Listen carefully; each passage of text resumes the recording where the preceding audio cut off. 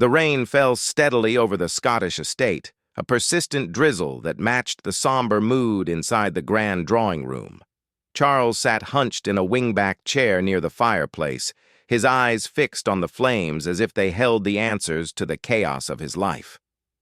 Across from him, Kate Middleton sat ramrod straight on the edge of a velvet settee, her hands folded so tightly in her lap that her knuckles had turned white. Between them, the silence was unbearable, broken only by the crackle of burning logs and the rhythmic ticking of a mantel clock that seemed to count down the final moments of something precious. Kate's mind raced back to the beginning, to a time when this man had been her fairy tale prince.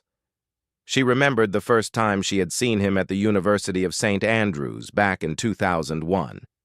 He had been surrounded by a crowd of students, all vying for his attention. But there had been something in his eyes, a loneliness, a longing for normalcy, that had called out to her. She had been just a regular girl from Bucklebury, the daughter of a flight dispatcher and a flight attendant. Yet here she was, sharing a flat with the future King of England. Those early days had been magical. Late-night study sessions in the common room, laughter over burnt toast in the kitchen, and that unforgettable fashion show where she had walked down the runway in a sheer dress, and he had turned to his friend and whispered, "Wow, she's hot." For years, their love had seemed unshakable. They had weathered the storm of media attention, the endless speculation, the cruel nicknames like Waity Katie that the tabloids had thrown at her. Through it all, Charles had been her rock. He was nothing like the stiff, formal royals she had read about in history books. He was warm, funny, and fiercely protective. He had introduced her to his world slowly, carefully, making sure she never felt overwhelmed. He had even stood up to his father, Prince Charles, when there had been murmurs of disapproval about a commoner joining the family. But now, as she sat in this cold Scottish drawing room, that man seemed like a stranger. The Charles who sat across from her now wouldn't meet her eyes. His jaw was set in a hard line, and his fingers drummed nervously against the armrest of his chair. Something had changed. Something had come between them, and Kate knew exactly what, or rather who, it was. And the door creaked open, and both of them turned instinctively.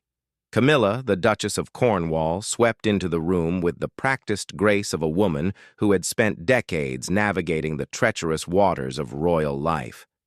She was dressed in a tailored tweed skirt and a cashmere sweater, pearls at her throat, her expression a carefully crafted mask of concern. But Kate had learned to read the woman behind the mask. She saw the flash of satisfaction in Camilla's eyes, and the slight tilt of her head as she assessed the tension in the room. "William, dear, may I speak with you for a moment?" Camilla's voice was honeyed, soft, but it carried an undercurrent of steel. "Privately?" Charles hesitated, his gaze flickering to Kate. For a moment she saw a flash of the old Charles, the boy who had held her hand through every storm, and her heart clenched with desperate hope. But then Camilla stepped closer, placing a gentle hand on his shoulder, and something in him crumbled. He nodded mutely and rose from his chair. Kate watched them disappear through the door that led to Charles's study. The moment the latch clicked shut, she felt a physical pain in her chest, as if something vital was being ripped away from her. She wanted to follow them, to press her ear against the door and hear what was being said, but her legs wouldn't move. She was frozen, trapped in a nightmare from which she couldn't wake.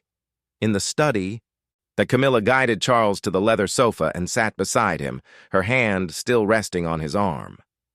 The room was lined with books and hunting trophies, a masculine space that smelled of old paper and pipe tobacco.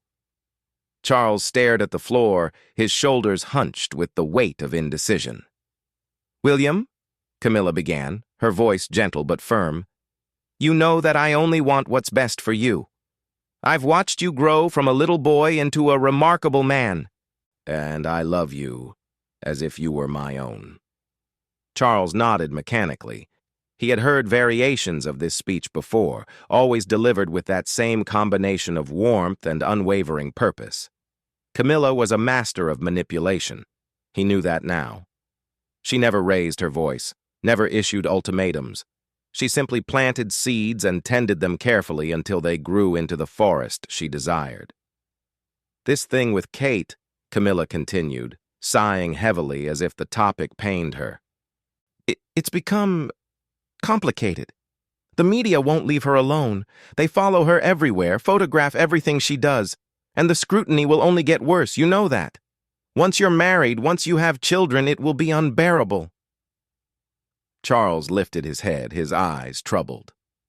I know it's hard for her. But she's strong, Camilla. Stronger than anyone gives her credit for. Of course she is, Camilla agreed smoothly. She's a remarkable young woman. But strength isn't the issue here. The issue is whether this is truly right for you, for the monarchy. William, you're not just any young man in love. You're the future King of England. Every decision you make, every person you choose to share your life with has consequences that ripple across generations. She paused, letting her words sink in, then leaned closer, her voice dropping to a conspiratorial whisper. I know what it's like to be in your position, to love someone so much that it hurts. But to realize that love isn't always enough. Your father and I, we waited decades to be together. We made mistakes, hurt people we never meant to hurt. And I see you making the same mistakes, William. I see you tying yourself to someone before you've truly lived, before you've experienced all that life has to offer. Charles flinched. This was the argument that cut deepest, the one that played on his darkest fears. He was only 24 years old. Was he really ready to settle down for life? To take on the crushing responsibility of marriage and family while also preparing to one day wear the crown? I love her, he said weakly, but even to his own ears the words sounded hollow. I know you do, Camilla said, patting his hand sympathetically. But love isn't always enough. Sometimes the kindest thing you can do for someone you love is to let them go, to give them the chance to find happiness elsewhere, away from the gilded cage of royal life. Kate deserves that chance, William. She deserves to live freely without cameras in her face, without the weight of expectations crushing her spirit. In the drawing room, Kate sat motionless, her eyes fixed on the closed door. She could hear the murmur of voices, but couldn't make out the words. It didn't matter. She knew what was being said. She had seen it coming for months now, the subtle shifts in Camilla's behavior. The calculated comments designed to sow doubt, the way she always seemed to appear whenever Kate and Charles were happiest. The first time Kate had met Camilla, back in 2006 at the wedding of Camilla's daughter Laura, she had been nervous but hopeful. She had wanted so badly to be accepted, to prove that she was worthy of the man she loved. Camilla had been gracious, welcoming even, pulling Kate aside for private conversations and offering advice on navigating royal life. Kate had been grateful, seeing in Camilla a potential ally, a woman who had walked this path before and could guide her through the minefields. But gradually, Kate had begun to notice the patterns. The way Camilla would schedule family events on days when Kate was unavailable. The offhand comments about how young Charles was, how he needed to focus on his military career before thinking about marriage. The pointed reminders that Kate's mother, Carol, was a former flight attendant, I delivered with just enough sugar to mask the venom. And then there was the phone call. 3 weeks ago, Kate had walked past Charles's study and heard him on the phone, his voice strained and uncertain. She hadn't meant to eavesdrop, but his words had stopped her cold. I don't know, Dad, he had said. Sometimes I wonder if I'm ready for all of this. Maybe we should take a step back, give ourselves some space to breathe. Kate had stumbled away from the door, her heart pounding. She had confronted Charles that night, and he had denied everything, insisting that he loved her and wanted to be with her forever. But the seed of doubt had been planted, and now, watching him walk away with Camilla, she knew that seed had grown into a poisonous vine that was strangling their love. The study door finally opened, and Charles emerged alone. His face was pale, his eyes red-rimmed. He walked slowly toward Kate, each step seeming to require enormous effort. When he reached her, he didn't sit down, he stood before her like a prisoner awaiting sentencing.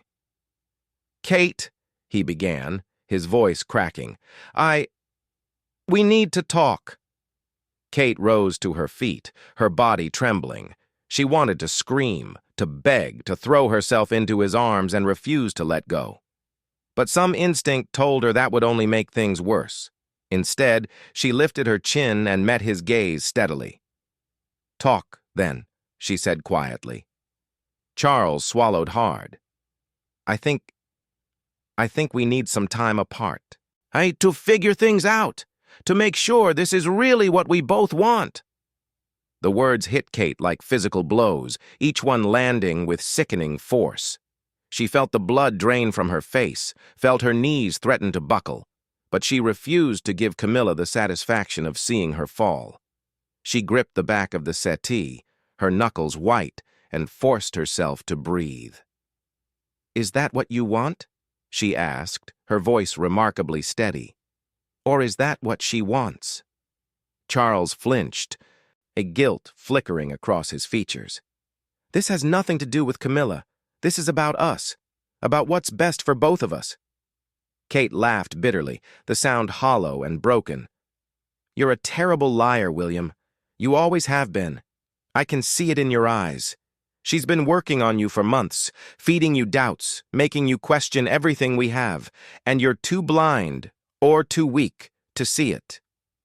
"That's not fair," Charles protested, but his voice lacked conviction. Fair?" Kate's voice rose despite her efforts to control it. "You want to talk about fair? I've given you everything, William. I've given up my privacy, my freedom, my chance at a normal life. I've smiled for the cameras when I wanted to scream. I've bitten my tongue when I wanted to speak. I've endured years of waiting, of being called Weighty Katie by people who have no idea what I've sacrificed for you. And now you're telling me that you need time apart because your stepmother has decided I'm not good enough?" Tears were streaming down Kate's face now, but she made no move to wipe them away. She wanted Charles to see them, to see what he was doing to her. Charles reached for her, but she stepped back, shaking her head. Don't touch me. Not now. Kate, please." His voice broke, and for a moment she saw the boy she loved beneath the mask of royal composure. But it was too late, and the damage was done. The door to the study opened again, and Camilla appeared. She stood in the doorway, her expression one of sympathetic concern, but Kate saw the truth in her eyes, the triumph, the satisfaction of a battle won. "Is everything all right out here?" Camilla asked softly. Kate turned to face her, and for a long moment the two women stared at each other. In that silence, decades of history seemed to hang between them, the ghosts of Diana, the weight of the crown, and the endless struggle for power and love within the gilded cage of monarchy. "Everything is fine," Kate said, her voice cold as ice. She turned back to Charles, and when she spoke again, her words were for him alone. "If you need time, William, then take it. But know this, I won't wait forever. I won't be like your father's other women, pining away for decades while he made up his mind. If you walk away from me now, you walk away for good." She gathered her coat from the back of the chair and walked toward the door. At the threshold, she paused and looked back. Charles stood where she had left him, his face a mask of anguish. Camilla had moved to his side, her hand on his arm, her expression one of maternal comfort. Kate's eyes met Camilla's one last time, and in that moment, She saw the future stretching out before her, a future of loneliness and heartache, of what-ifs and might-have-beens.